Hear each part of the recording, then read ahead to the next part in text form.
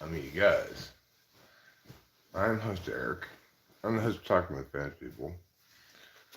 And somebody who is a little frustrated with the half-wits, you know. I want to teach out to people with this incredibly half-witted comment. The message to T-Jumps and his fans, starting with, good debaters don't get emotional.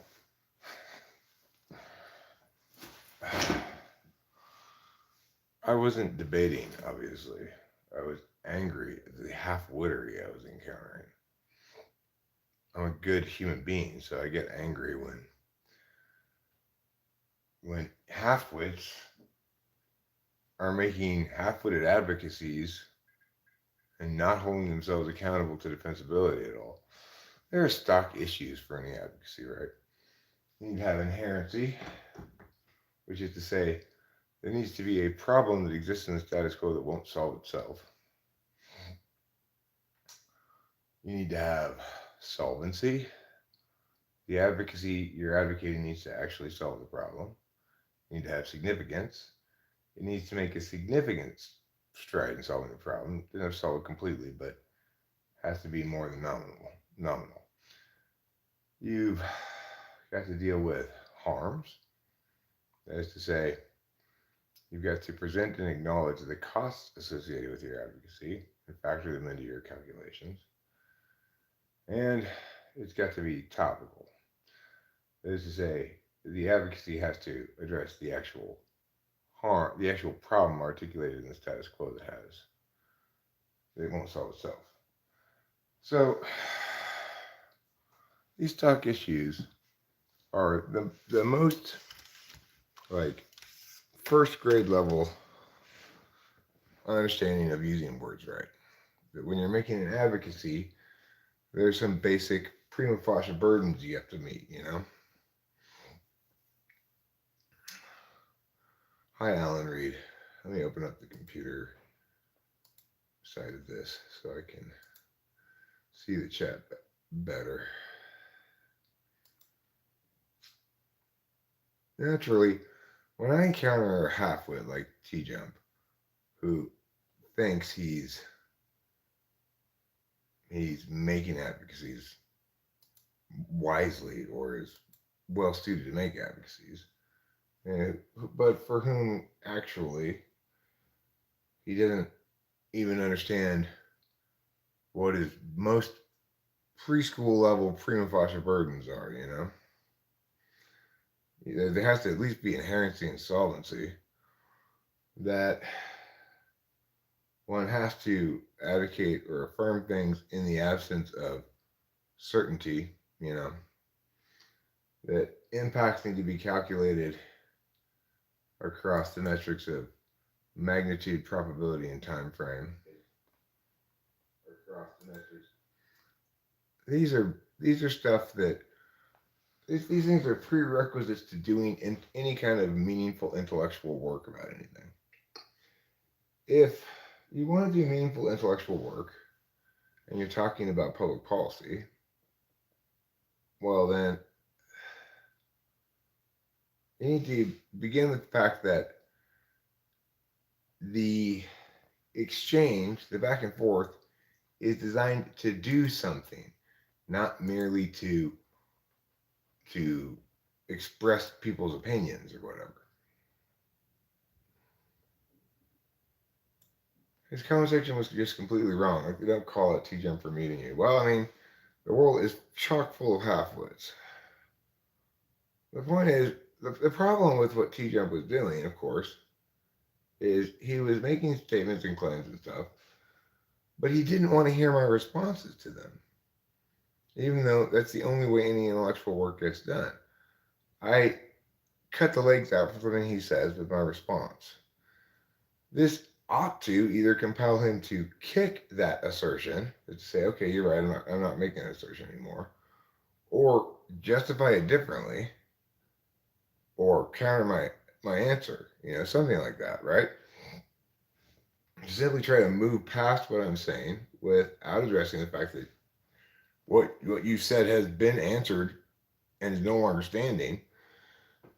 Well, I mean, That's the plunge into barbarity, right?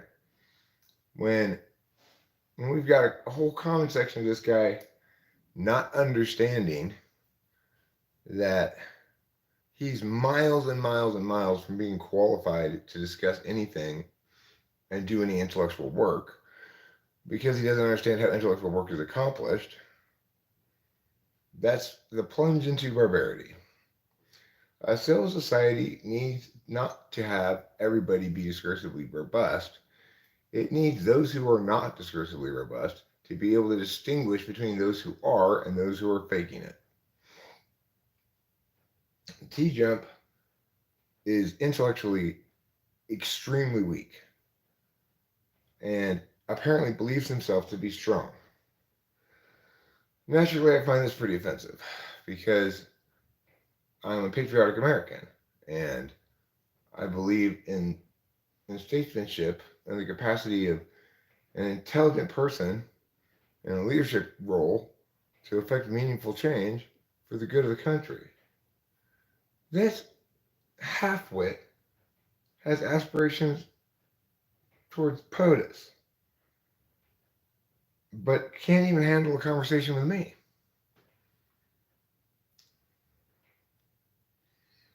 So naturally, it's a little frustrating. No, I've not seen him debate. I mean, I don't watch those things because they just make me angry. Those random back and forth, unstructured exchanges about some vague, undefined topic they comprise the exact opposite of intellectual work. No work at all is being done. It's just two people back and forthing to no effect. I mean, to the effect of pantomiming intellectual work for other halfwits so that they can feel as though they're engaged intellectually with things. But that's merely what it is a pantomime of actual intellectual work. Actually doing intellectual work means defining things in ways that are operational so that the other party can use that definition to establish that Mia fits that criteria and Mia doesn't, etc. If you're not engaged with the responses, additionally, that your opponent is making to what you say, then none of your arguments are standing at the end of the round. If I've answered one of your points with an answer that either rebuts it or turns it or whatever, and you don't address my answer, then that's the determinant argument on the flow. And that argument you were making is no longer standing. You have to address my response successfully to rebuild your argument, right? So it seems like on YouTube anyway, a lot of so-called debaters are really just individuals who like to affirm claims and then walk away from them as though they had done nothing. They don't feel any need to defend claims. They don't seem to feel any need to update their understanding of things when their existing understanding gets trashed argumentationally, even though the only sane thing anybody can do when your arguments get trashed is replace them with better arguments. So it's frustrating that somebody like T Jump has a decent number of subs when he clearly is not doing anything real intellectually, but it's understandable because the majority of people aren't very smart. And yet they want to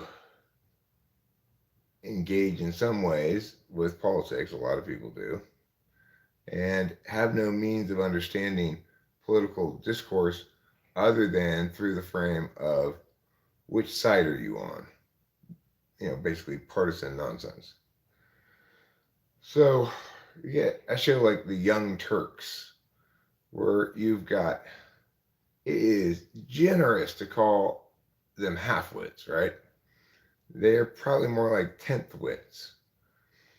And yet it's very popular because it's telling other people who are into political groupism that their group is good and the other group is bad. Isn't that nice and convenient for everybody that we don't have to do any actual thinking or talking or discussion of anything? That nobody has to actually defend in defensible ways their positions on things. That we just mule at our equally dim-witted viewers and make sounds of contempt for other people that they don't like, and we call that political discourse. Oh my God. I mean, if T Jump is going to try to claim to have any aspirations politically, like he thinks he wants to be president or is qualified to be president, he would need to actually respond to what I was saying, and when I'm correct, concede that I'm correct about something and kick his own point instead of running in terror the second I get to have a cigarette. So it drives me crazy that these people don't ever seem to learn anything. They're not they don't get how critically important it is to be held accountable, to self-correct when, especially when somebody like me informs you of why you're wrong in very clear terms, very comprehensible terms. It's not like he couldn't understand what I was saying, but he's terrified of me, understandably, because he's completely wrong and positioning himself as somebody who's correct, and I'm actually correct and actually know what I'm talking about. He's positioning himself as somebody who's in the debate community on YouTube, but he never actually debated, nor does he know anything at all about it. So obviously, this is a guy who needs to be held accountable in some form by himself, right? He needs to hold himself accountable. He needs to look in the mirror and say, "Okay, I needed to have my come to Jesus moment here. Eric's right. I do not know what I'm doing or talking about. And public policy is too important for me to be mewing nonsense at fellow dim-witted cretins, you know."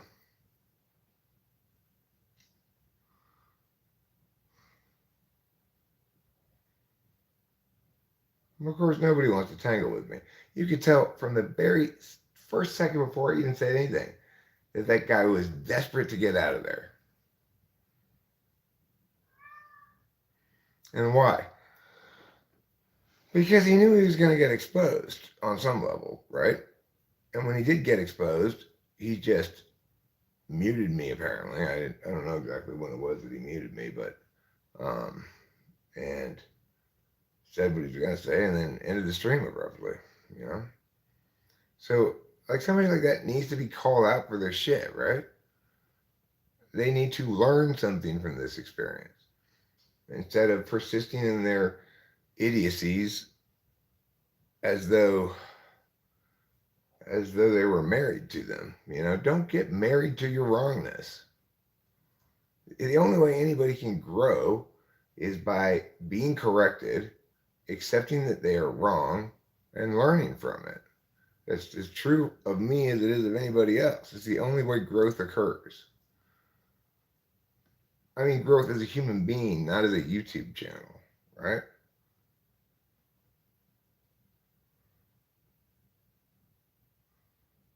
So if I had a ribbon week,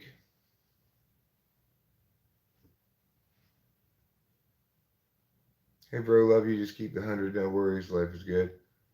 I tried to return it to you, you don't have PayPal anymore. I will return your money, since we don't seem to be able to get typing sessions scheduled. But you gotta send me a working PayPal address. I don't want to keep your $100. I'm not gonna type you. I want to return your money. Or you can send me your mailing address and I'll send you a $100 bill. You can send me your snail mail address if you want.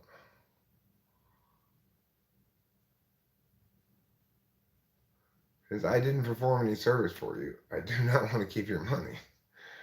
That would be unethical of me. And I know you emailed me not that long ago after I said, send me a day or time. And then I didn't check my email though until it had slipped below the line of the first page. And I was like, I can't find that. That's what happened. So, you know.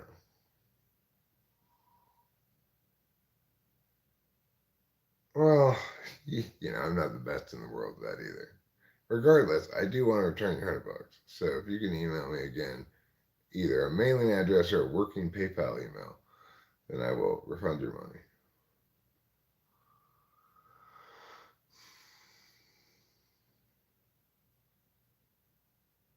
No more words. No more words and no more promises of love. So, when you're correct, doing a good job, trying hard, did I finally fight Joe? What's going on? Who's Joe?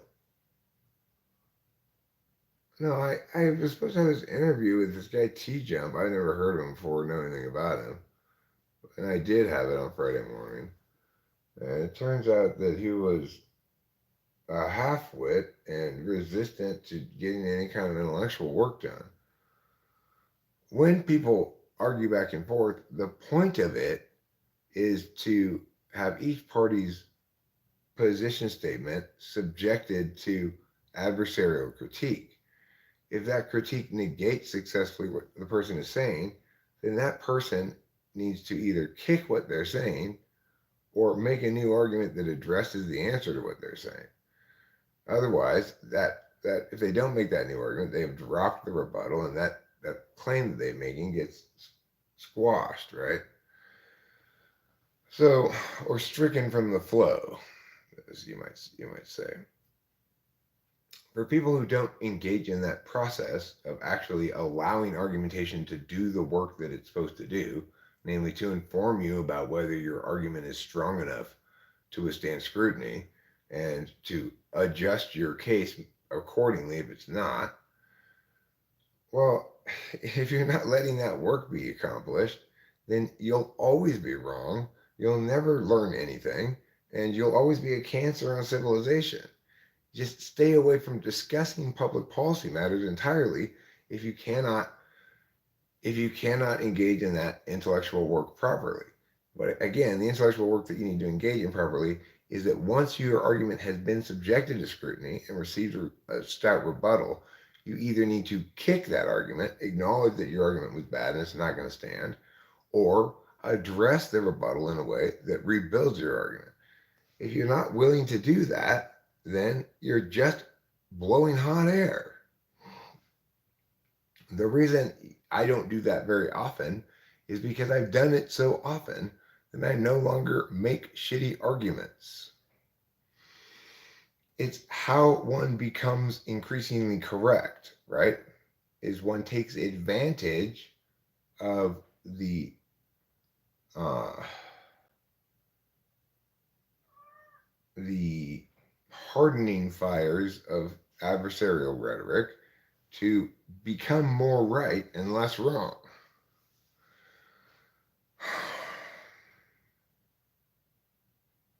But if you got somebody like T Jump who is mostly interested in looking smart or seeming to be the correct one or the reasonable one rather than doing any actual intellectual work, well, it's kind of like the death knell for a free and civil society. He's taking up space that actual thinkers and statesmen ought to be filling. The thing is, the problem we encounter with public policy matters is that dealing with them in an adult like fashion, the way I do, is not entertaining enough for people.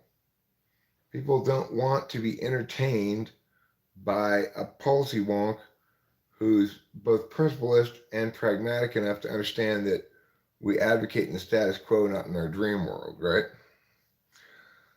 Who's unwilling to reduce the matter to those damn liberals or those damn conservatives and demonize half the population as a means of resonating with you as a viewer. I'm unwilling to do that. I'm not representing either side. I'm a correctist.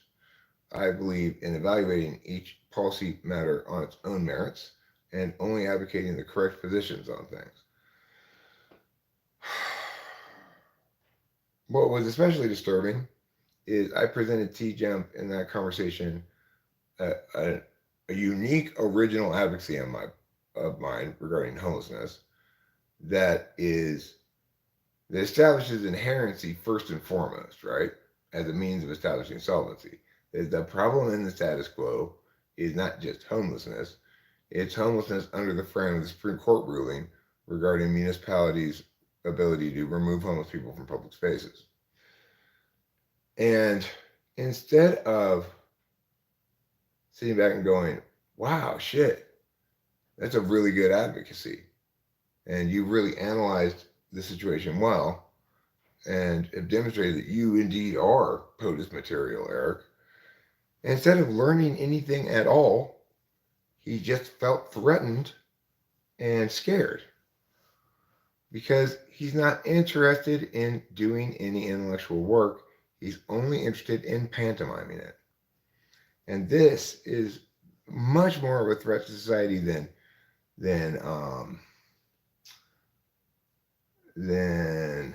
what's that word?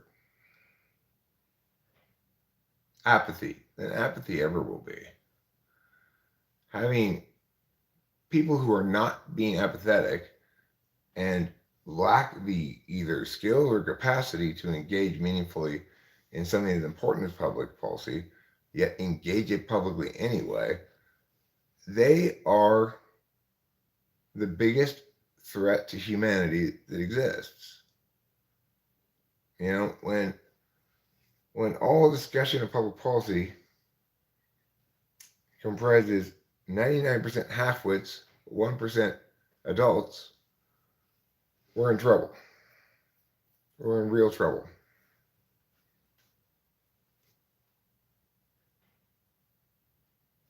Most rappers aren't lyricists. Most AI sims are failures. Well, that's fine. It doesn't matter with rapping and AI sims, right? It does suck that there's lots of bad music out there in the sense that it's no fun to listen to bad music and you have to move on to a different song right away. And it's to be expected that most attempts to artificially simulate intelligence are at best successful within a very conscribed context and that represent an avenue of technological progress that has a hard ceiling. We will never generate self-aware artificial intelligence. The only way to create entities that are self-aware and intelligent is to have a baby. Because the kind of intelligence that we understand as sentience is the product of something beginning at a very early stage of development and growing within the environment. So if we were to create an artificial intelligence, it would have to share that biological aspect to it.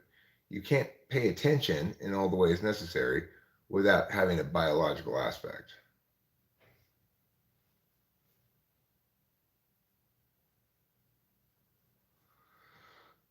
So, I mean, there's this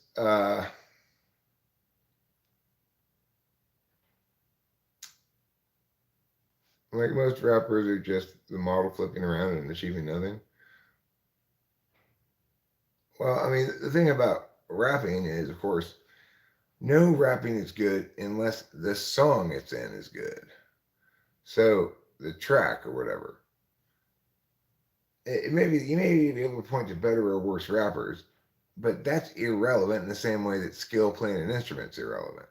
The only thing that matters is did they produce a great track that is resonant, stands the test of time, and proves to be iconic or whatever, then fantastic. But as with all art things, the more correct something is artistically, the less it links to the creator. So, like my best musical creations, uh, they I can't figure out at all how I made them. They just sort of were channeled from the ether, and I cannot repeat the phenomenon of, okay, I'm going to sit down and make a hit song right now. I'm going to sit down and make a really great song, like my very best songs right now. You can't force things like that. You have to allow them to engage holistically with your being and hope for the best. In contrast, with public policy discussion, it doesn't have to be like that. We can be deliberatively precise. We can use language to determine which policy affirmations and such are legitimate, which are advisable, and we can also make meaningful arguments about how it is exactly we ought to assess potential courses of action when we're functioning as a political unit. Channeling like musical truths. The maker farts art through all of us. Well, life is like a fart. If you force it, it's probably shit.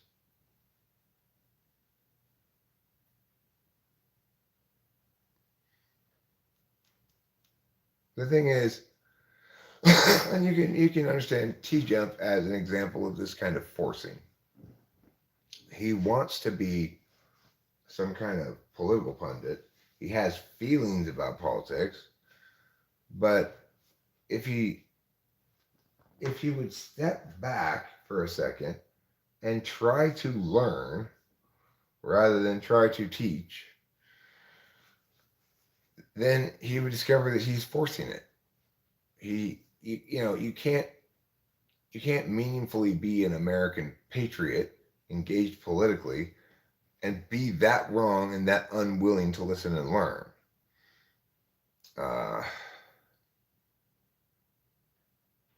Instead of being a truly patriotic American who loves his country, you are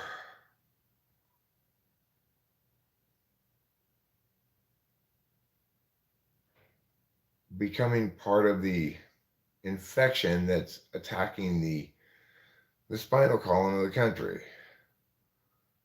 So he has within him somewhere the capacity to recognize that, oh, this guy, Eric, actually knows what he's talking about.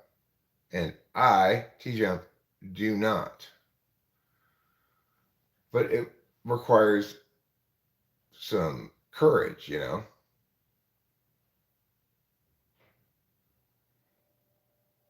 Eric, Twitter is mad that Mr. Beast is being charitable because of capitalism. Who's Mr. Beast? I mean, we should all be mad at charity in general, right? Engaging in charity is, by and large, paternalistic. When we try to help those poor meow meow meows, we are dehumanizing them. It's a form of groupism. It's the most socially tolerated form of groupism that, we need to help the poor people. The thing is, of course, the people who are potentially receiving these charitable donations or whatever, they're human beings. They don't want to be in that position of I am the underclass, the poor, the uneducated, and aw shucks, I can't take care of myself and I need charity. Nobody wants to be in that position.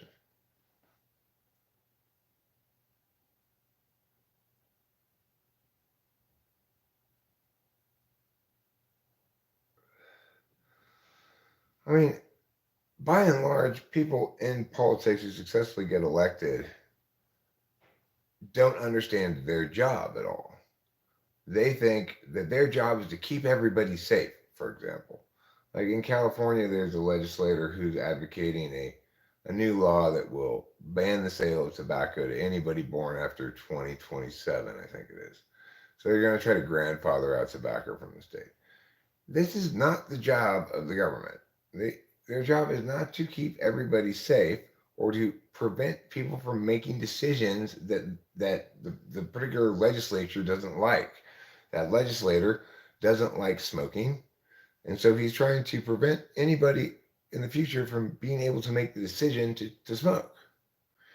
As as prohibitionist laws go, that one is especially devious because it makes it such that people who would oppose the law on the grounds that they like to smoke instead go, because it's not going to impact them.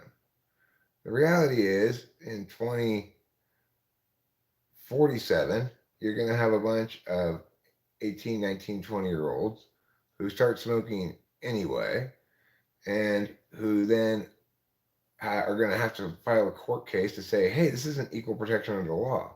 Why are those adults able to buy cigarettes and I'm not?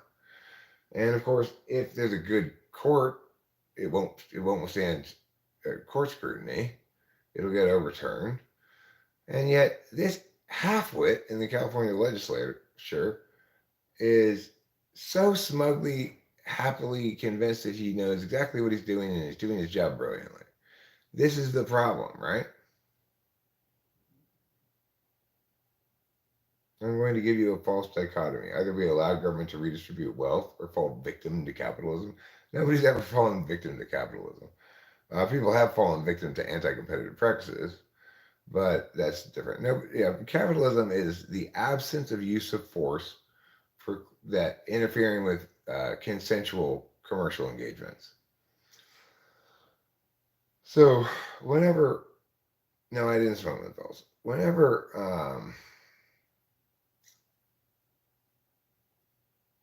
the government uses force or threat of force to interfere with individuals or corporations doing business consensually with each other, then that's anti capitalism. However, it's also the case that sometimes business interests engage in anti competitive practices, and that's not acceptable either.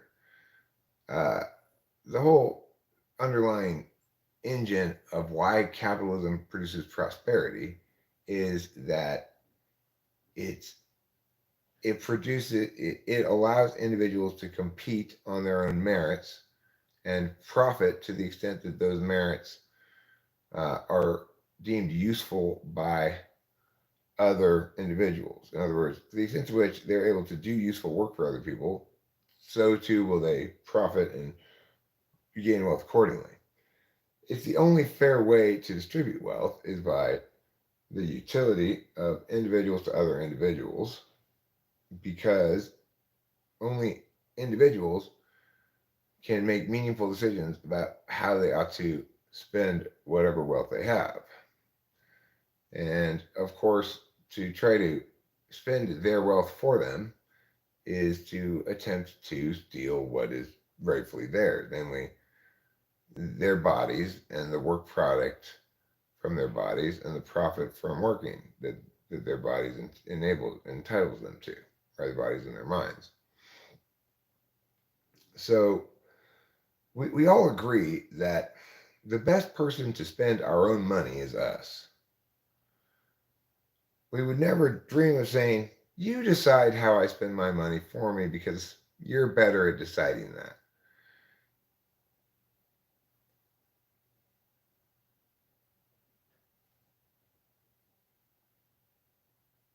Well, money allows you to dispense with gratitude and beholdenness entirely. Instead of being beholden to you for the huge favor you did me, I will pay you for your work and then we're even. So the what money is fungible beholdens. It's fungible. It's the fungible form of wealth. One could imagine a society with no money in which they kept track of, nevertheless, the amount of utility that you provided to various people, and kept track of who owes favors.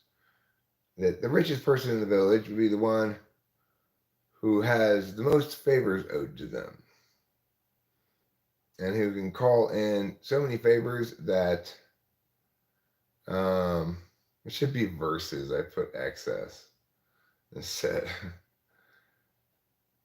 And they can, if they were to cash in all their favors, they could get a house made for them and 100 fish and right.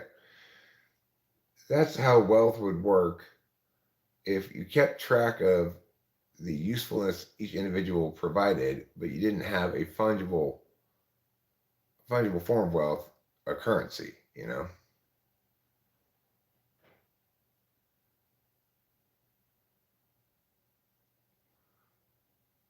Well, yeah, charity's generally bad. There's an essay called "The Gift" by some French thinker from around the time of the French Revolution. I recommend people read it. It helps you to understand how infantilizing charity is. But on the other side of the matter, it's bad because it's a way for individuals to dispense of their own moral agency without having to think about anything or do anything. Oh, I gave money to a charity, so I'm good now. It's like when I went to buy this suit at J.C. Penney and asked me if I'd like to donate $1 to Hispanic Federation. Well, of course I don't want to donate $1 to Hispanic Federation. I don't even know what it is. And if I am going to give something, I will give my time and skills to something. I will not give them money. Because I don't believe, and none of us should, that anybody else can better spend my money than me. Because, after all, it belongs to me. I earned it. And number two, all expenditure begins with an interested, subjective directionality. I want this. Then you pay for it, right?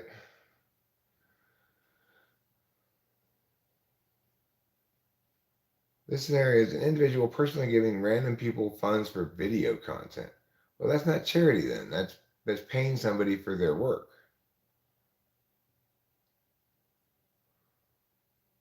Right. And I've hired many people over the course of my life to do very many different things.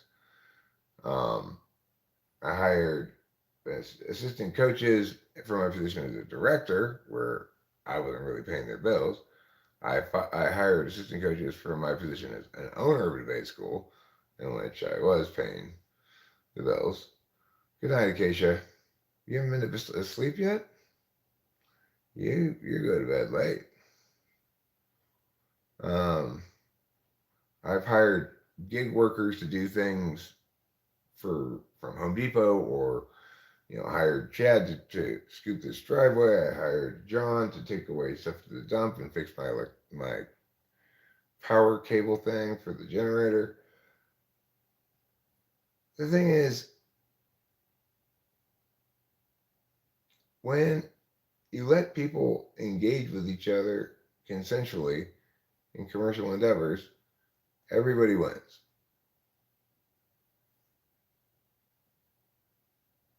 So I didn't want to take that shit to the dump. I have a Mini Cooper. It's hard to fit a bunch of trash in my car, and I didn't trust myself to put that cable together. In contrast,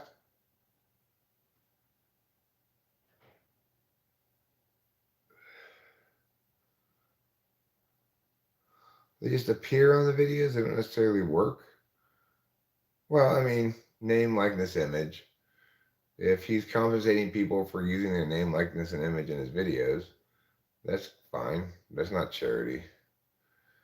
But you don't have to compensate people for using their name, likeness, image in your videos if you get their permission. So I got on video, although I'd gotten it off video as well from John, explicit permission to publish that video. Of course, I did pay him something in the sense that he got like a scholarship, right? I typed him for free. He just had to agree to publish it. So, in that regard, he was compensated for his appearance in the video. But usually that's not the case around here. I don't. I like having videos with other people in them if they want to do this. If they want to do this, and I am willing to let them do this, then it's a consensual arrangement, you know? If if they want to do this and expect to get paid for it, well, then they're going to find no opportunities for that here. I don't blame them for wanting that, but I'm not going to facilitate that.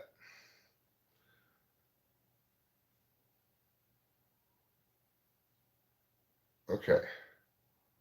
I have to go to, it rhymes with the Wrath Room. I'll let you guys see if you can figure out what it is. I'll be right back.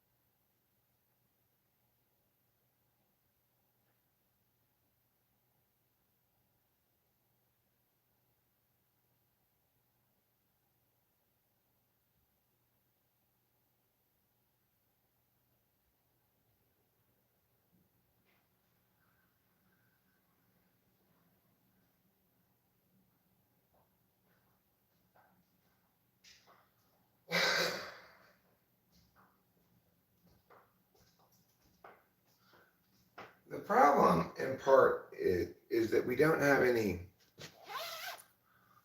political metas. What would a political meta be?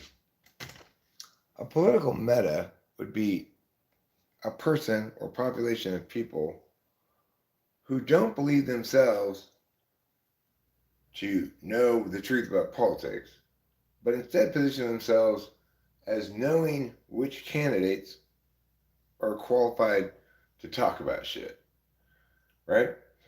So there's no class of talent scouts for political pundits. There's scouts for sports like baseball and football. And when they are scouting people, they're not saying to themselves, okay, only tight ends are the best. So I'm not even going to give a chance to look at receivers. Or they're not saying, oh, I hate that team, so all their players suck. They're actually evaluating the individuals who are playing based on their independent merit, right? So as a consequence, we do a good job of selecting the right people for playing sports. There's a meta class who don't care about the outcome of the game and who don't care what position you're playing. They're merely evaluating whether or not it's defensible to tell somebody else to choose them. In politics, we don't have that class of party, of that party. We don't have that class of people. So that's unfortunate, but not surprising. The thing is, like, a channel that reviews movies, I don't hate Tulsi Gabbard, but she makes me think of my dad, who liked her a lot. He liked Tulsi Gabbard a lot.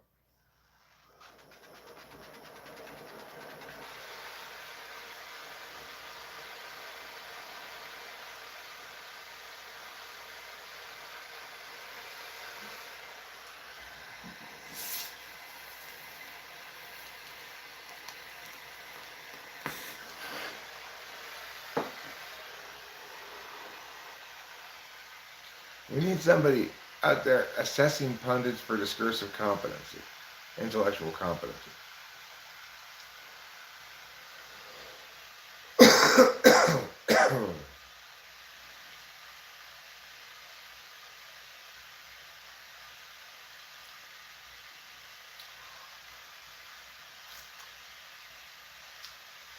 And ideally get voters to start thinking in those terms.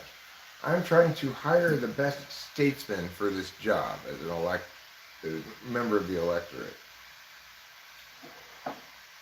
And therefore, I should evaluate the candidates based on their skills at statesmanship and discourse, not based on what their position is on this particular policy matter or that particular policy matter. Certainly not based on a single wedge issue like abortion or something like that, right? And I should abandon any inclusion in my calculations of what team they're on.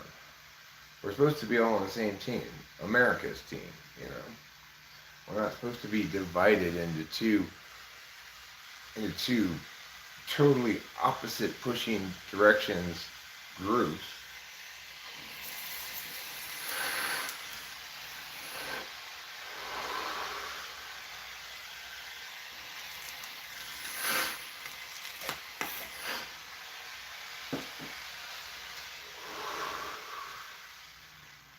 Like, that kind of partisanship makes a lot more sense in state politics than it does in federal politics.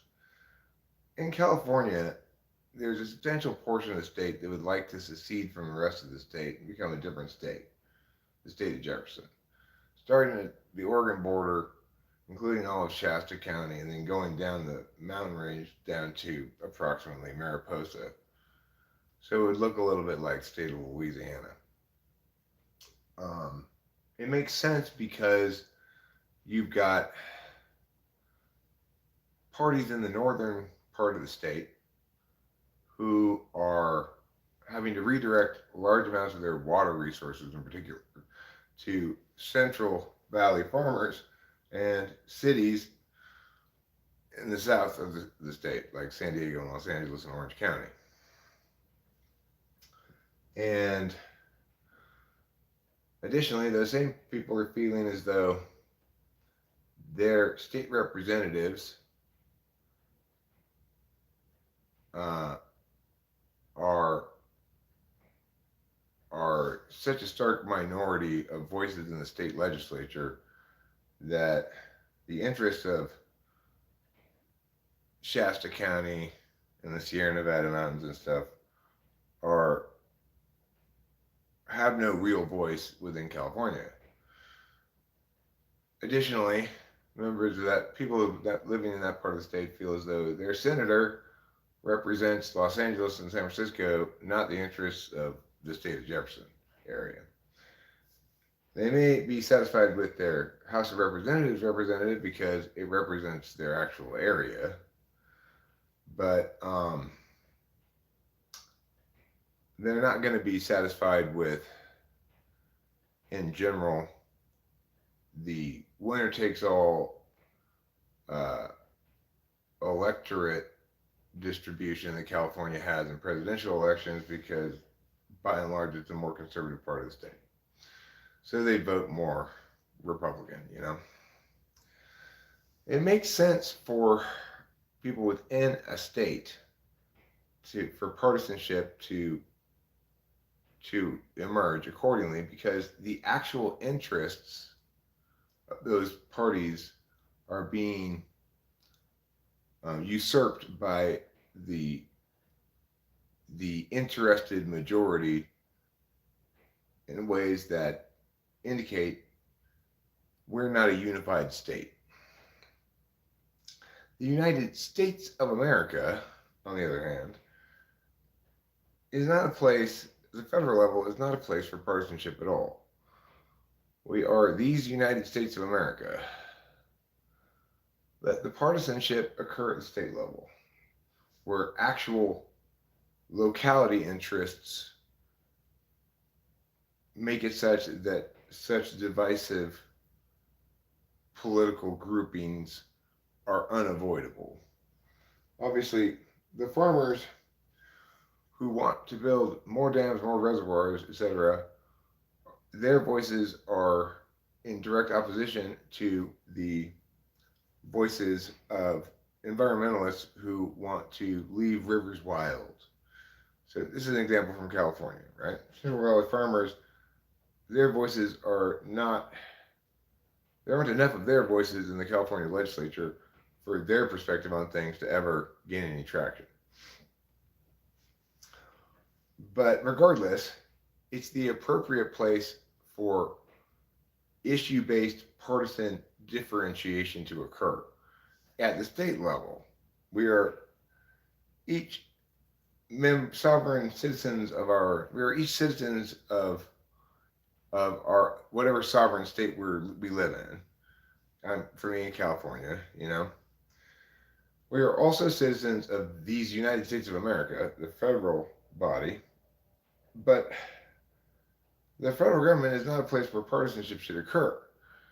The reason it shouldn't occur at the federal level is because the federal government is one of enumerated powers, and the vast majority of issues about which naturally occurring dispute can occur, such as the farmer environmentalist rift that I described, right?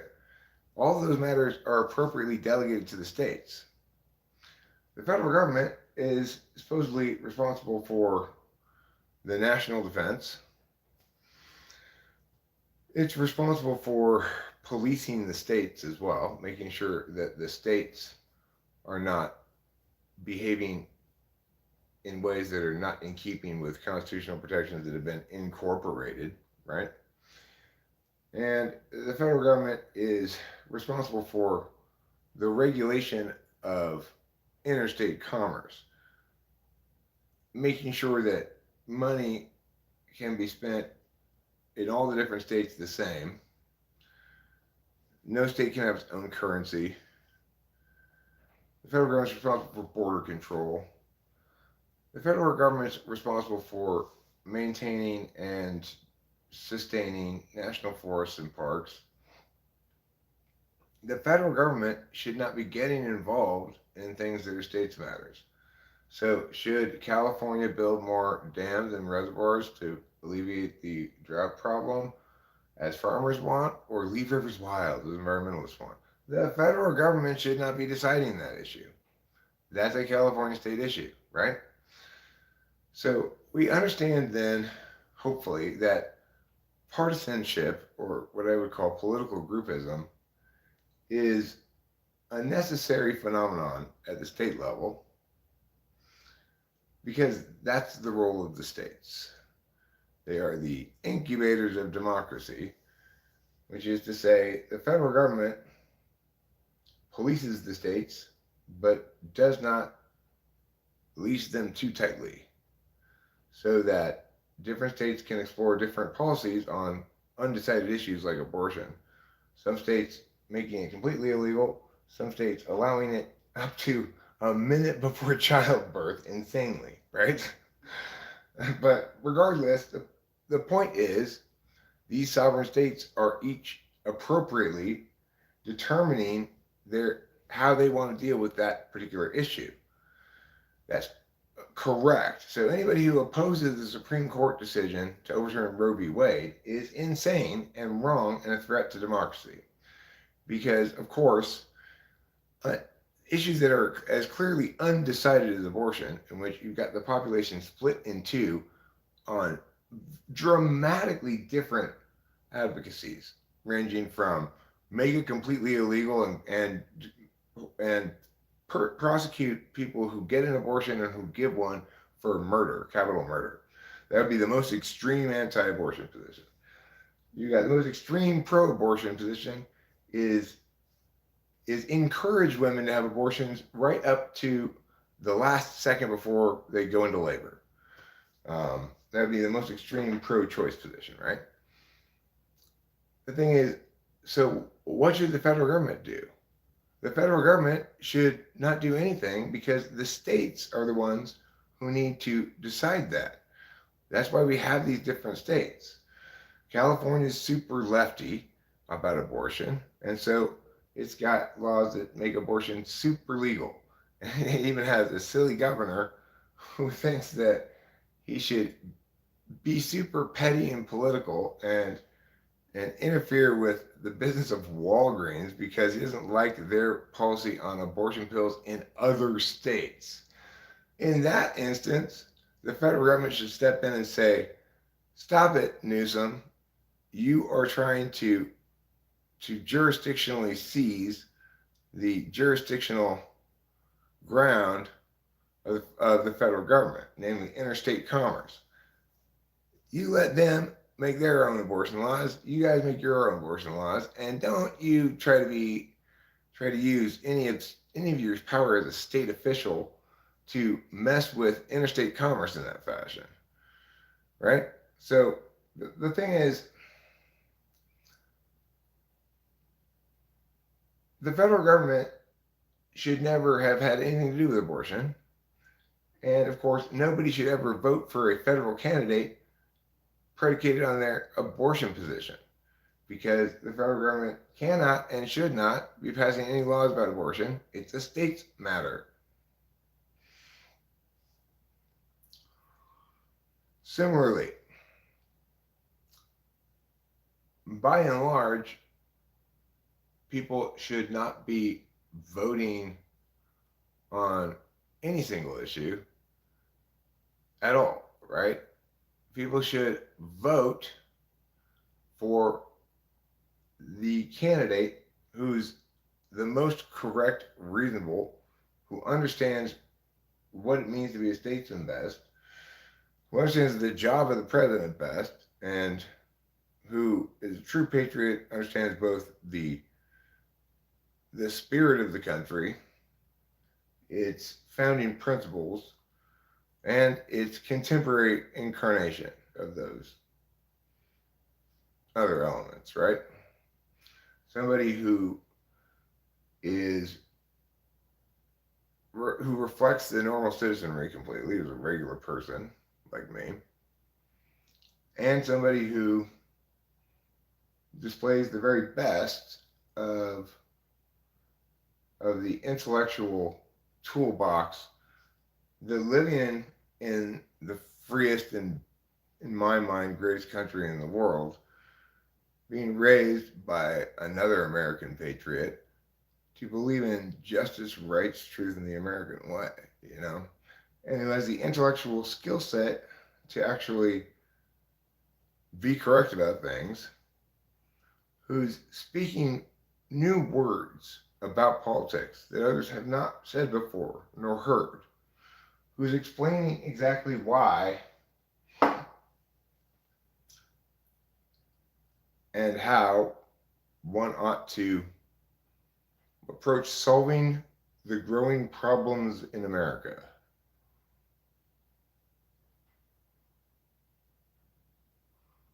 There's no such thing as scientific communism. Remember that communism is just another way of saying political violence, politically motivated violence. That's it. That's all you're saying when you say communism.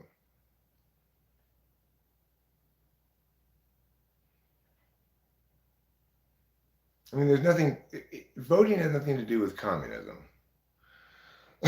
Communism is the rejection of property rights as they link to um, currency and wealth specifically. It's just saying like, let's make barter okay.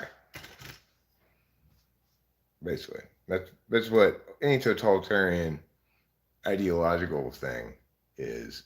Just that. It's let's make it okay for our politics people to use violence to get our way.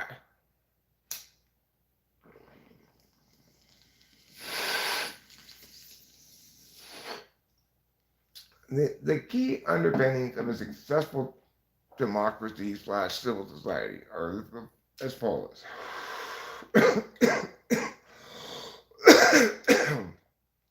One, legitimacy comes first. So the government respects that no matter how advisable a given course of action might seem to be, it has to be done in a legitimate way. It has to adhere to due process of law, or we cannot do it.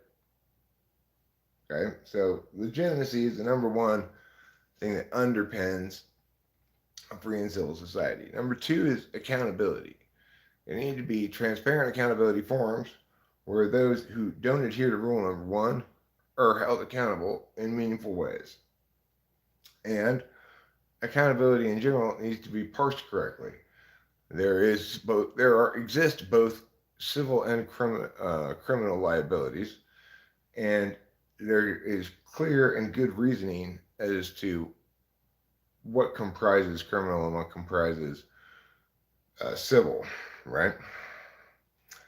So when those accountability forums are transparent and predicated on the right principles in their judicial duties, then you're in good shape. Then every citizen feels as though they are protected by the law rather than persecuted by it. And the third thing is free expression. So if you don't have free expression, then nothing good happens. You've got to have a society that prioritizes the individual's autonomy and free expression over other individuals' interests most of the time. And America has done a great job, and the judicial front regarding this, in terms of parsing out what comprises protected speech versus what comprises uh, speech that either incurs civil or criminal liabilities. Those are the three things that we need in a civil society, to have a civil society.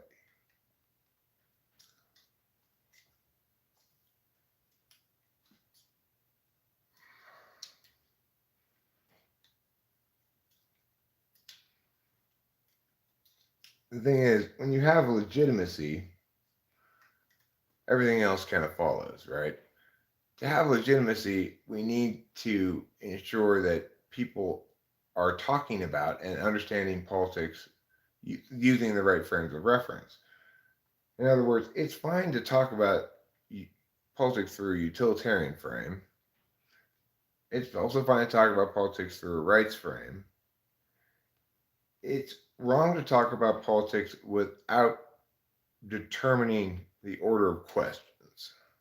So, first we address whether something or not something is or is not legitimate as an advocacy. And if it is legitimate, then we can talk about it from a prescriptive perspective about whether or not it's a good idea in terms of outcomes, right? But if people justify the means with the ends, in other words, they don't address the legitimacy question first, but rather think it's not a necessary prerequisite to an advocacy, but merely an impact that can be counted as a disad or an advantage. You know, it would never be an advantage, but you count it as a disad. Well, there is a disadvantage of us murdering all those people. No, that question of legitimacy needs to be addressed before any impact calculi occur. If the outcome of the legitimacy question is in the negative, that no, it's not legitimate, then we cannot even begin to have a utility discussion, because we ought not do that which is not legitimate. That's the difference between law and barbarity. In case you were wondering, law is preferable to barbarity. I gotta get a beverage.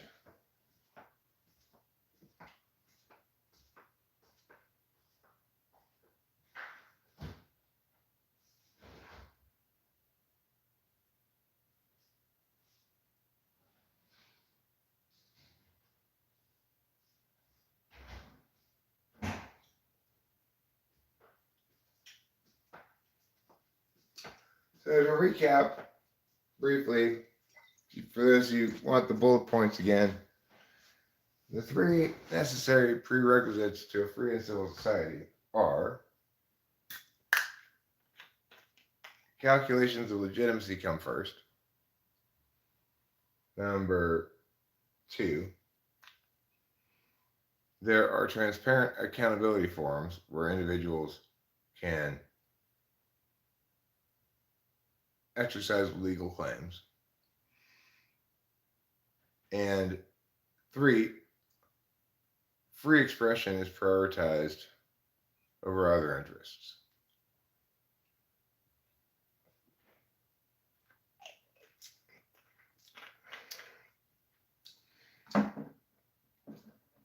So essentially, the third one is saying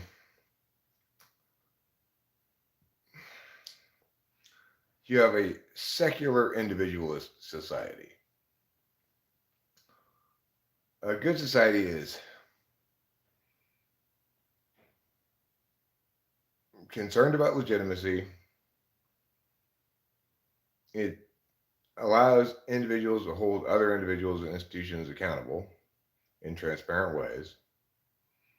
And it prioritizes the free expression of the individual over other impacts. You know, by and large, there are kinds of speech that are not protected speech for good reason. The Supreme Court did an excellent job parsing that shit out, right? But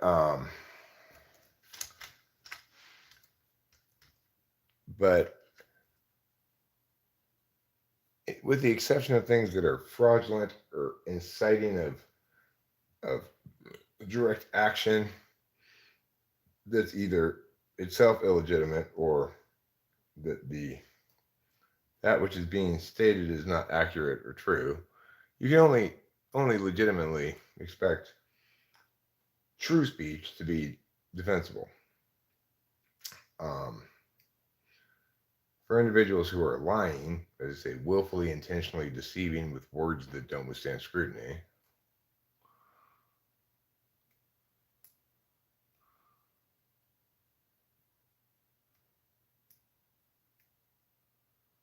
the Florida governor used people for a political stunt. He put people's lives in danger, disrupted their migration process. There's one heck of a slippery slope, and no one should allow that in America. Disrupted their migration? You mean like he pushed their boat over when they were in the sea or something?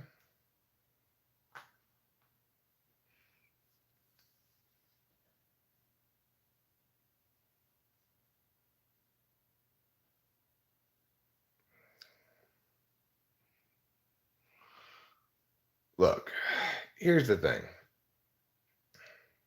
It is the case that America's borders should be secure. It is not the case that individuals from other countries should be able to enter the United States illegally without us being able to notice it and blend into society in general. To be a sovereign nation is to demand that other sovereign nations and individuals from said nations respect your borders. It is absolutely appropriate for the federal government to control those borders and to enforce whatever immigration legislation Congress decides to pass. That's jurisdictionally their appropriate purview as well. So, obviously, no American should be advocating for porous borders. Whatever position you may have on illegal immigration, whether it's we should let more immigrants in legally, make it easier for them to enter the country, or whether it's we should let fewer people in, make it harder for immigrants to enter the country, or even we should make it harder for immigrants from that country to enter, but easier for immigrants from this country to enter. Whatever your position on immigration is, all Americans should agree that porous borders are bad. They don't allow enforcement agencies to implement the laws that America and that Americans via their representatives have chosen to pass about immigration issues. So, to recap, whatever your position on immigration, pro, con, you should agree that America should have secure borders. Because in the absence of said secure borders, we can't implement your plan if it wins. So if you really want to let a bunch more immigrants in legally, we need secure borders. If you really want to reduce the number of immigrants coming in dramatically, we need secure borders. If you even want to know accurately how many immigrants are coming into the country, we need secure borders. No American should oppose securing the borders. When you hear something like this, right, you should be going, wow, that's so simple and true, and yet oddly insightful because I've not heard people say that.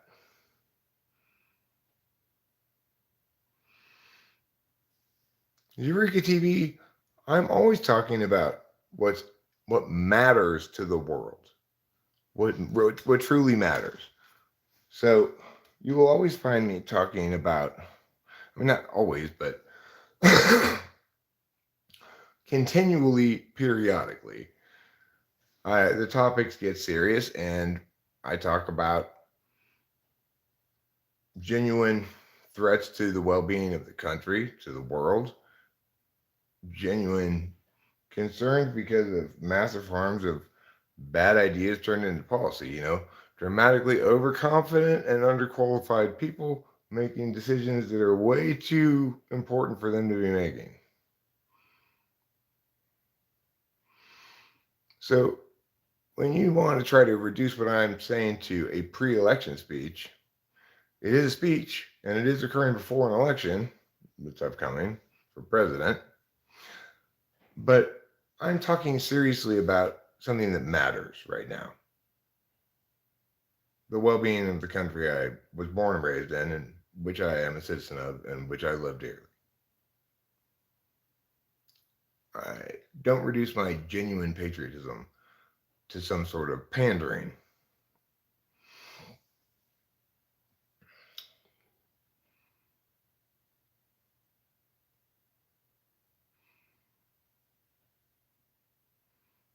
So, our biggest problem as a nation is we've not used words correctly.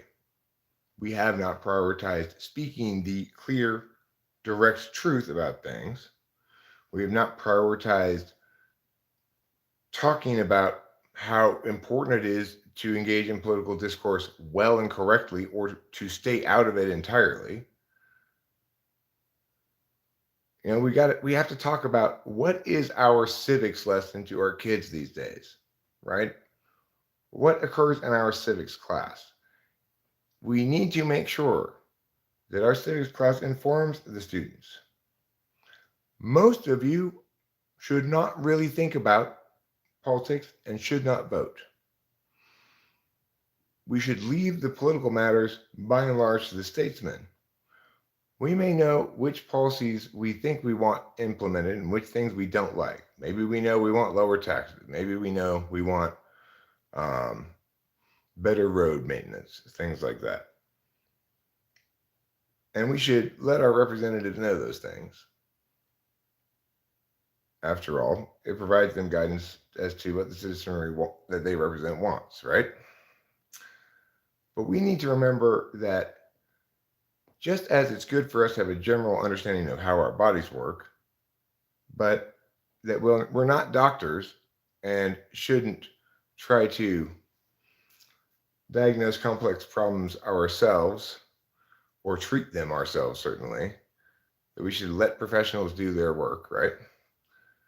That we're not heart surgeons. So even if we understand conceptually, we shouldn't be performing heart surgery. That we need to let people do their job.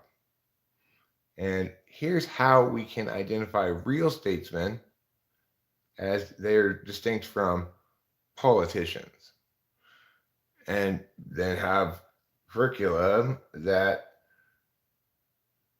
says a genuine statesman is prioritizing unity of the country and representing the entire constituency, namely every citizen of the country, over any subsection of that. A real statesman engages discursively in ways that address what others are saying directly and that responds to how others respond to what they're saying. Since individuals by and large are not going to be able to engage discursively this well, I'm at the top of the pyramid of discursive effectiveness, correctness. It's too much to ask them to vote on that. They're so less capable of it that they aren't capable even of identifying it as something of value. So we need to be teaching students that skill. Who should you vote for and how should you vote? You should vote for the person. You should vote on 3 criteria: transparency, accountability, and legitimacy. The same thing I was saying before. Look for somebody who's transparent, who's accountable, discursively, like obviously in other ways too, but what I mean is who admits when they're wrong, who's able to be corrected, etc. Right? Who's legitimate, meaning they actually understand public policy, they actually care about the country. Um, and what was the third one again? I lost train of thought here. Legitimacy, accountability, and prioritization of free expression. What would that one be? Oh, and who, and so in that, and the third one, and who's prioritizing discourse, who's legitimate, they understand what they're talking about, they actually have a deep knowledge base, who's accountable, namely, who's capable of being corrected, admitting when they're wrong, who's able to correctly work with others, to be the judge, the judge of all knowing. um, and who actively engages in discourse that is purposeful, right? Purposeful discourse is discourse that eliminates things that argumentation successfully demonstrated ought not stand. So he needs to get rid of his idea of let's fund the IRS more. It's so silly.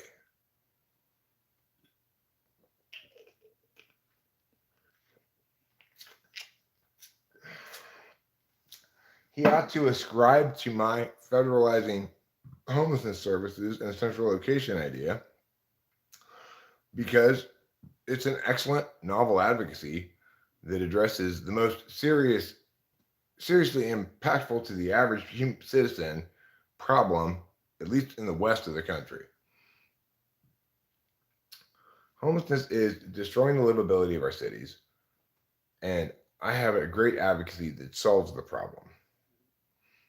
So, if T Jump is serious at all about being politically, intellectually engaged, then he should be jumping on that idea right now, affirming it wholeheartedly and saying, hey, we've got a real visionary here.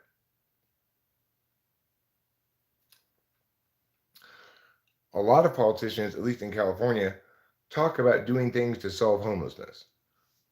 They establish no solvency in any of their plans for the reasons I have articulated regarding the impacts of municipalities actually providing homeless services are all measured in more homeless people. That's going to continue occurring in a battle between cities that say, well, we don't want to provide homeless services because that just attracts homeless people, and cities who are electing people who promise to solve homelessness by providing more homelessness services. It's a twisted and spiny quagmire of factors indeed, right? And here I am providing an advocacy that actually solves the problem, that actually addresses directly the problem and actually solves it. If he cares at all about politics in a real way, if he's a patriotic American, he's going to be jumping on the bandwagon of this brilliant idea and affirming it wholeheartedly. If he's just being politically autoerotic, then he needs to knock it the fuck off because it's too significant a matter, right? The well-being and future of the country is too significant to treat as a game.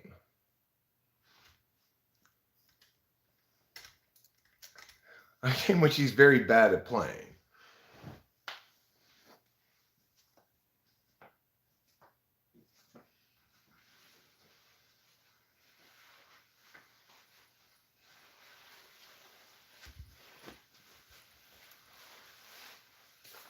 So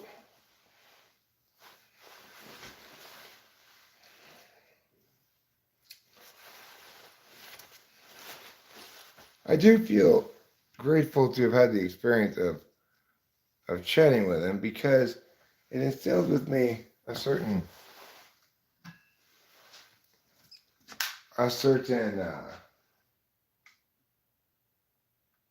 vigor stemming from purposefulness. Like, okay,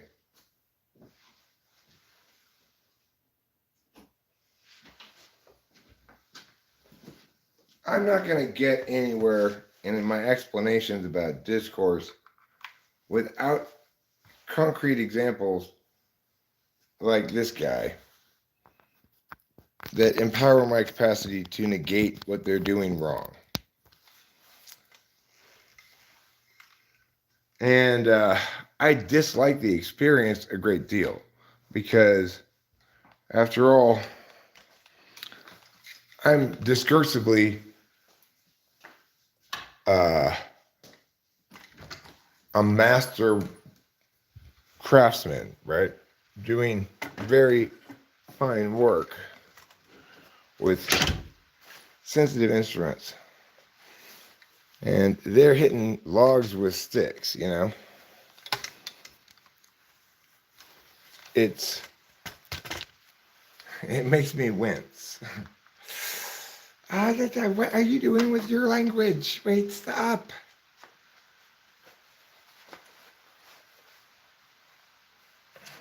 But besides that, it's demoralizing to watch people put out garbage into the marketplace of ideas, knowing that they're going to get some business.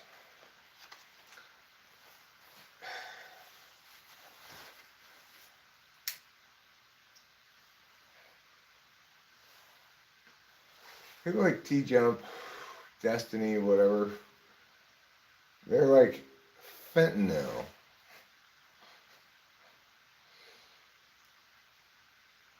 I'm not saying you should make it illegal or impossible for people to get it.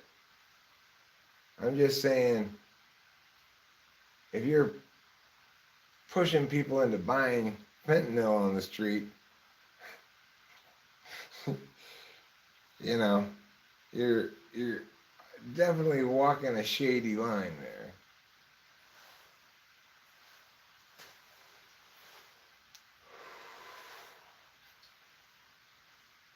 It's not safe for democracy to have half-wits making political affirmations, engaging in political punditry, or claiming to be in any way, shape, or form qualified to lead the country or the free world when they are abjectly not.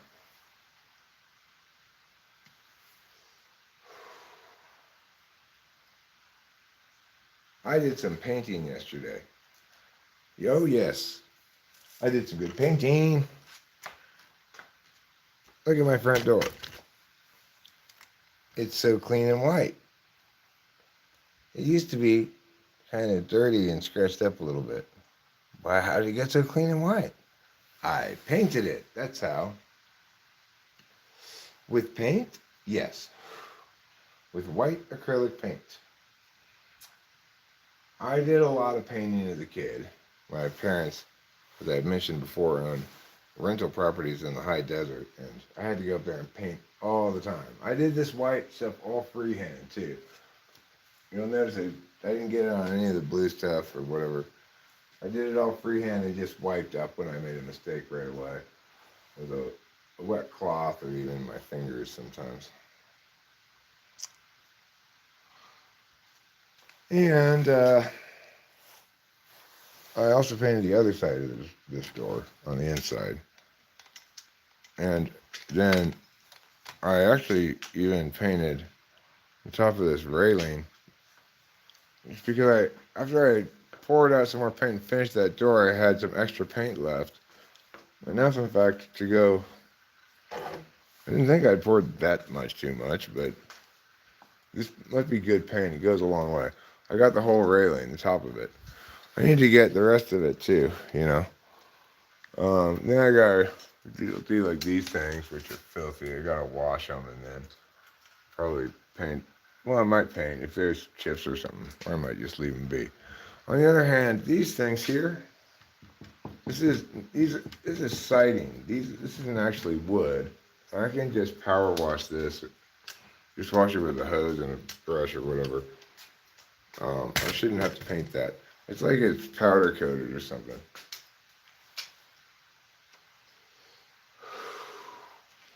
These blue things, I just need to wash them. That's good recent paint, but there were a few touch-up spots I had to do inside the house. And then you can see like up here, I've got chipped paint underneath the rain gutters all along here. So I'm gonna have to do all of that and just spruce the place up a bit, you know.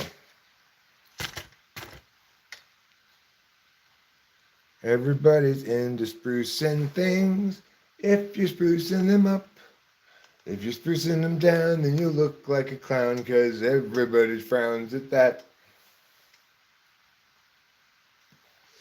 Stop sprucing things down and start sprucing them up today at Spruce Up. At Spruce Up, our Spruce Up tiers will come to your house and spruce things up.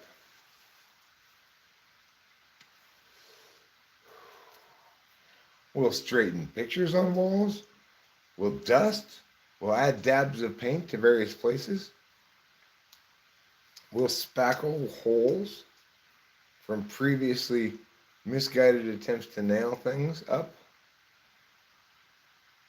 You know, we'll really just spruce the place up a bit, you know. And when you're done, we're going to ask you to say on video, "It feels so good to be spruced up." Just like that. I think I might give myself a haircut this morning. Perhaps even on stream. Is that too extreme to give myself a haircut on stream? Or is it just the right amount of extremeness? I've got an extremity. And its extremeness is extreme. It's like the ultimate cheeseburger, except extreme. It's kind of like the extreme cheeseburger.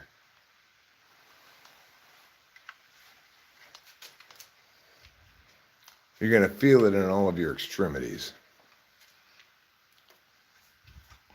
Okay, what am I doing extreme again? I forget. Oh, right. I'm being extremely extreme. That's right. I can do that. I'm a master at being extreme. That's how you be extreme. You should practice at home before trying it in public. If you do it wrong, you could end up a penultimate cheeseburger. You don't want to be the second to last cheeseburger, do you?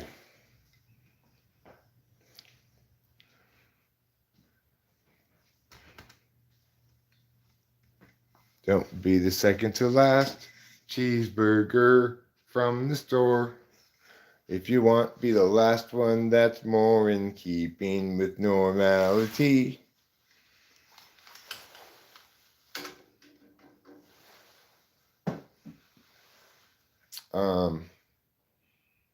What was I going to do besides being extreme? Something hardcore, gnarly, ultimate, or XX extreme is one of those things. I wonder what it was. I wonder. I do. I don't know what I was going to do or say. Probably something about, I don't know. Maybe I should pull a bong up and we'll come back to it. I'm sure it was terribly important. Yeah, I've got a lot of possibilities right now. You think you've got possibilities. You should consider all the possibilities I've got right now. What are your possibilities, Eric? Well, I could give myself a haircut. That's what I was talking about. I remembered. Like, that's one possible thing I could do. The other possible thing I could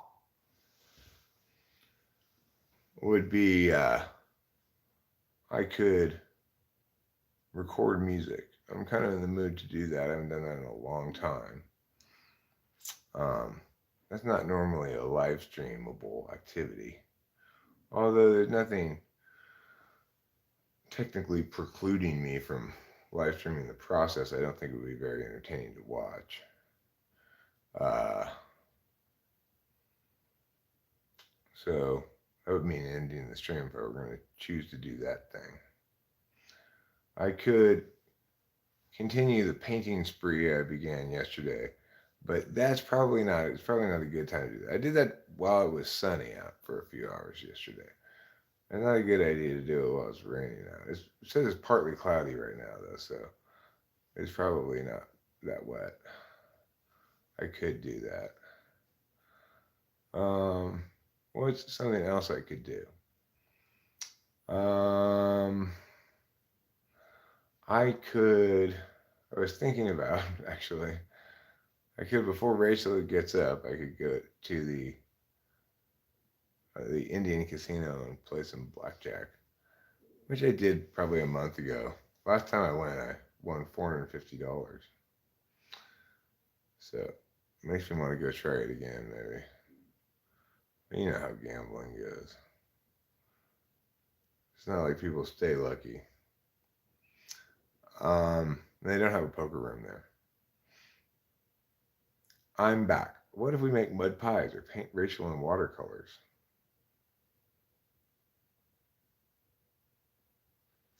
Um, I don't think Rachel wants me to paint on her.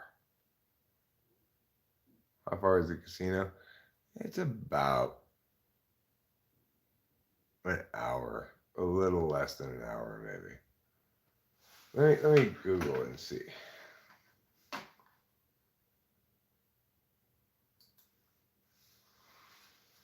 One reason I'm a little hesitant to record music is I don't have a USB keyboard right now.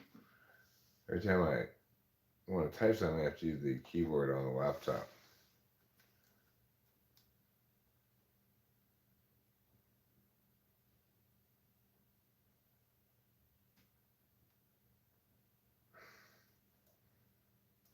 Okay. Course Gold Casino. True Chukchansky Gold Resort and Casino. Chukchansky Gold Resort and Casino. It's 62 minutes.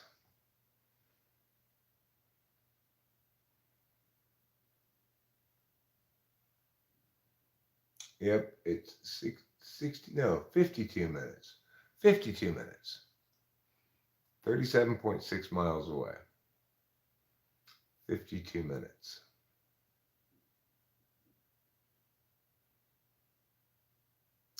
So, I don't know if you were here last time I was talking about this map. I think it's pretty cool to look at. So, you can see it on the TV.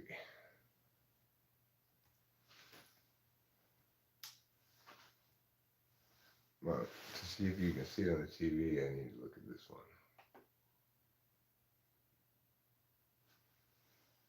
Okay.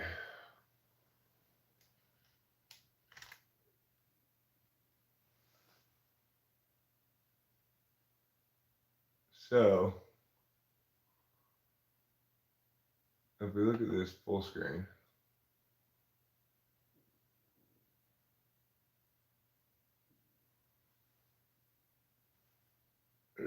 then, oh wait, that's not going to work. I need to do this. Okay, so there. What you see here is,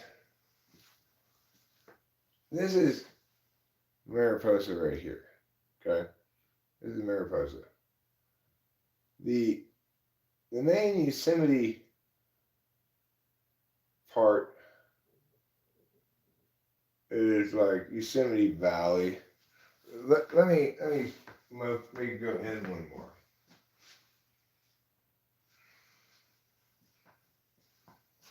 Okay, so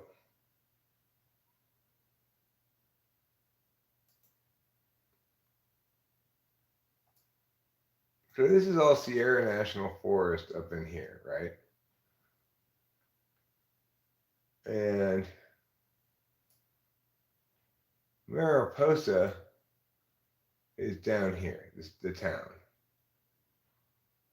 When we drive to our house, we drive down the highway here to Bootjack, and then we take this road all the way this way.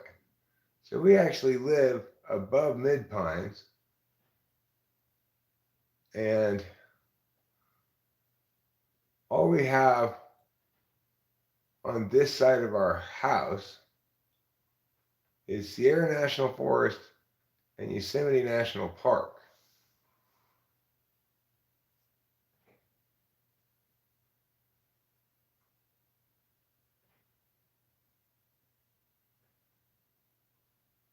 All the way from our house across the Sierra Mountains to Mammoth Lakes, California, is nothing but forest. Yes, there's this road here, Wawona Road, but that's pretty crazy. There may be a day when I decide to go down to the Jersey-Dale Ranger Station, which is here, and take these little wilderness roads, and they let you take your wilderness car on them. Right now it's closed on that. Those ones are. Take them. I could take it all the way out to here somewhere, almost to Winona. Oh, Chowchilla Mountain Road goes that far in? Wow. That's interesting. I trip out about our location, what a cool spot it is, how lucky we got. Because, you know, this stuff's all in Mariposa County too. Mariposa County is basically includes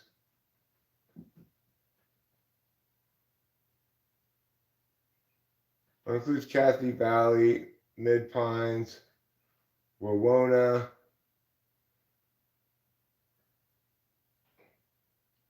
It might include Coulterville, I'm not sure. It does include Lake Don Pedro, I know that. But it's a very small county.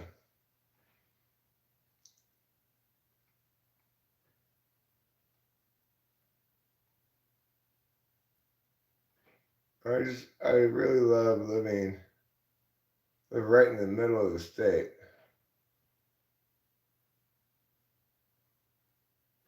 Right smack dab in the middle of the state.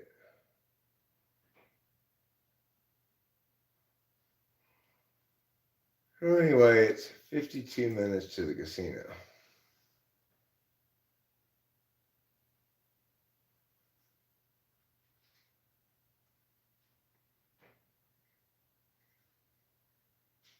Yeah, I don't try to smoke in the casino. I'm accustomed to that. It's closed?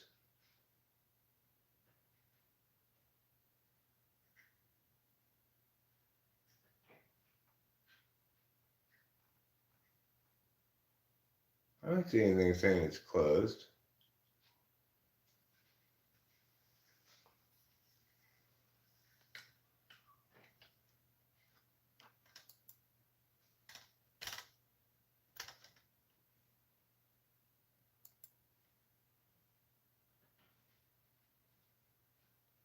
It's not closed. There's no reason why it would be closed right now.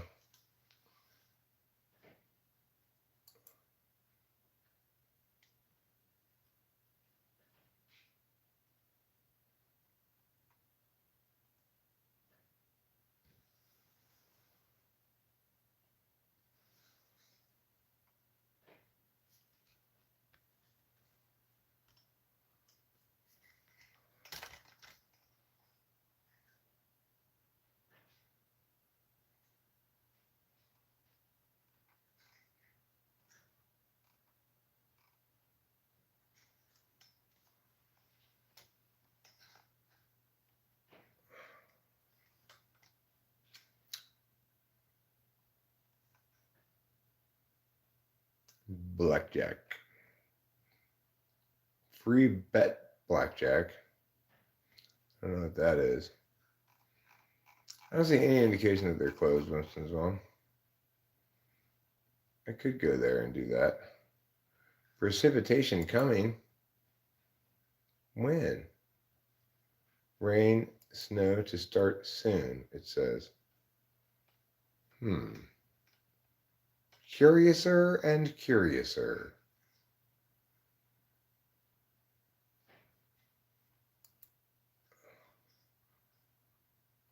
Let me see.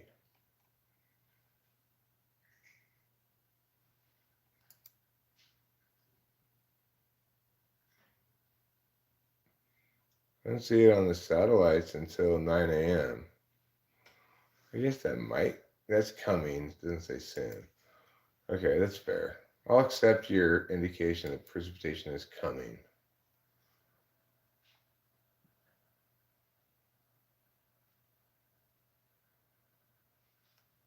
So, Chuck Chansey Gold.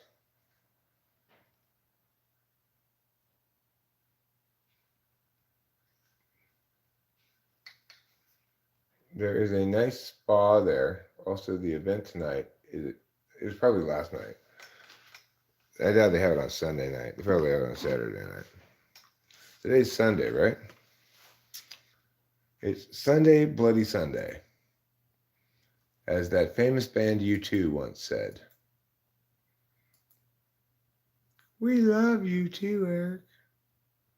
Well, U2 loves you too.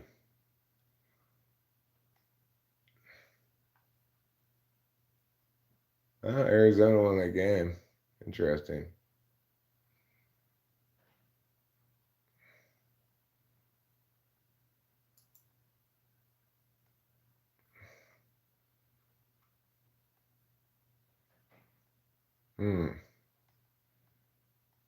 Arizona State. Joe Lenardi now has Arizona State making the field of 64. Let's see where he has USC.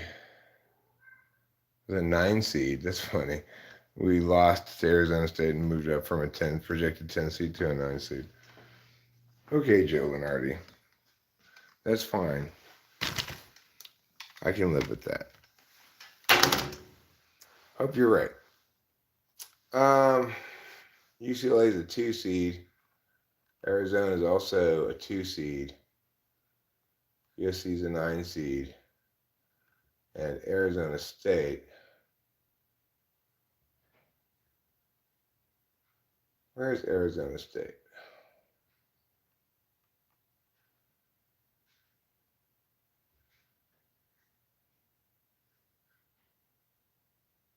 Oh, it is an 11 seed. With a play-in game. Okay. All right. Well, they have to win the play-in game, but still. San Diego State's a 6 seed projected. And they'd hit Rutgers. And they'd hit Gonzaga if they beat Rutgers. Gonzaga is going to run into Arizona in the Midwest as is projected. Of course, we'll find out what the actual bracket is tomorrow. There's not too much reason to speculate on this projected bracket. If it's as projected, SC would hit Houston if they beat Iowa. That'd be a pretty tough second game. If we really come in as a 9 seed, we hit the 1 seed in the second game. But, you know what? I think we could beat UCLA. Anyhow. Okay. The Oscars are tonight. Oh my God. I am so... today was Spring Forward.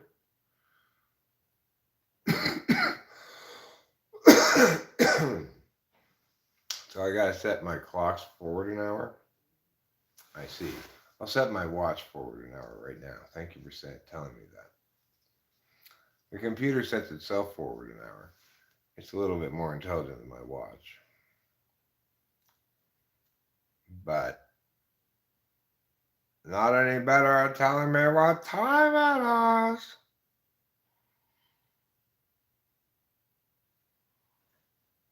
There. Now my watch is the right time. And good news! My clock in the car is also the right time now.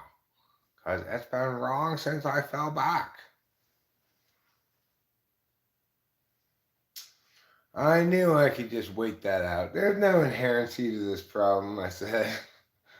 This problem will solve itself. My clock in an hour fast. All I gotta do is wait until I leap forward. Was this year? This year wasn't a leap year. Seems like there's never a leap year. Doesn't it seem like there are fewer leap years than 1 in 4? I wonder who won the boxing match.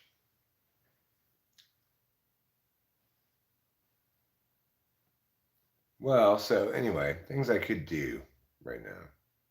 I could go to Chumansky Gold. I could give myself a haircut. I could resume my painting activity that I was doing yesterday. I could... There's something I needed to order. Oh, right. I could order myself a new USB keyboard and hope it gets here at some point. I could record music, make music in general, record it, but who knows if it turns into something. I could record either a specific song or I could make a beat and play around with that. I could sustain a live stream while doing that one. And it probably wouldn't be very entertaining to watch. But I could do that. Or I could end the live stream, which would probably be a little easier on me because I wouldn't be stressing about people being bored by my live stream where I was doing something other than paying attention to the live stream. I could have some cereal. That can go with any of the other activities too, because it's not a huge time choosing activity like, okay, I'm committing the next couple of hours to doing this. It's something I need to do kind of before I begin doing other things. I should eat a bowl of cereal. We have cereal, we have milk, I have a mouth, I have a spoon. I should just go ahead and do it. But you know what? I may end up getting a yogurt instead. A couple of yogurts. It's like cereal that you don't have to do anything to eat. Okay, fine. You convinced me. Fine. Stop nagging me. Fine, I'll go get a yogurt. Maybe even 2. I'll take you with me as well. If you like yogurt like I like yogurt, then you like yogurt a lot. You put it in your mouth, you put it in your butt, you put it up on top. If you like yogurt, like I like yogurt, then you're a yeah, then you're a yogurt liking youngster. One yogurt, two yogurts. Ow. Two yogurts. I've got two yogurts to paradise. And nobody but me is invited. I'm only inviting myself on this voyage to yogurt paradise. I should get a plastic spoon so I don't have anything to wash. Good thinking, Eric. Good thinking. That's why they call you the thinking man's genius.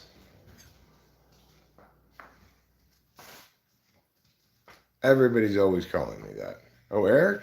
You mean the thinking man's genius? Yes, that Eric. Right.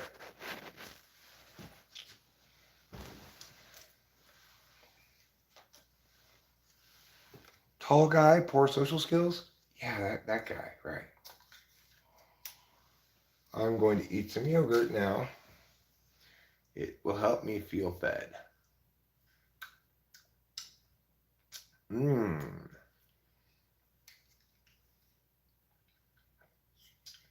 Blueberry.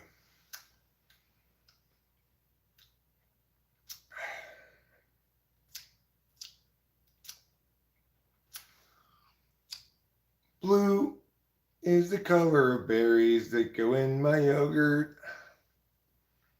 Red can be as good as blue. It's a different berry, though, you know that's true.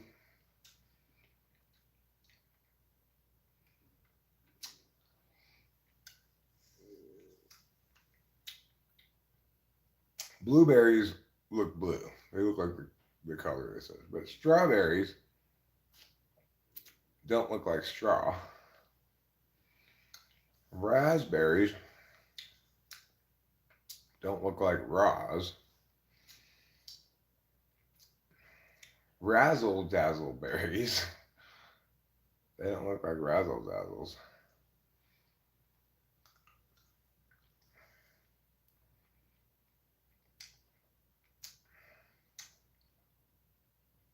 What other kind of berries are there?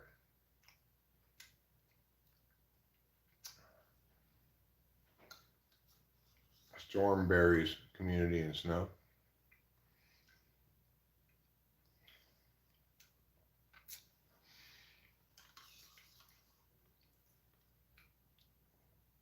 You are the yogurt of my life. And you will always taste so good.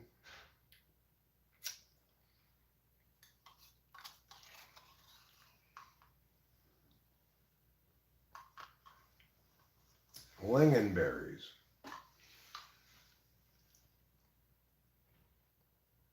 Look nothing like my lingam.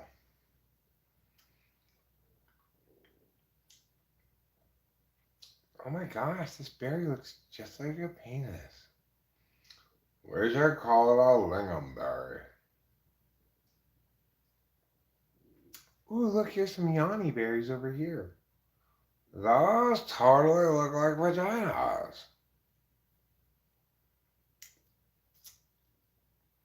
Now we just insert the lingonberry into the yanni berry, like so. And make a bunch of grunty animal sounds.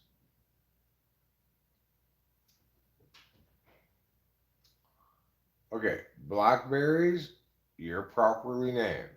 You're a berry, your color's black. Blueberries, properly named. You're a berry, your color's blue. Strawberries, lingonberries, raspberries.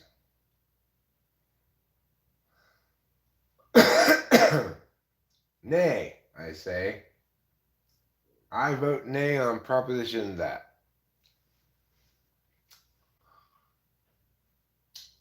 So, I guess I'm going to make like a mushroom and splitaki. I'm going to end this stream. I'm not sure which of the things I said I might do I'm actually going to do, but I'm going to do something. It's conceivable that after some stretch of time I will decide to start streaming again. But for the moment, I'm going to redirect my attention away from streaming towards something else. I'm not sure what yet. Thanks for being here. And don't forget, you get a gold star of awesomeness because you watch the best kept secret on YouTube, me.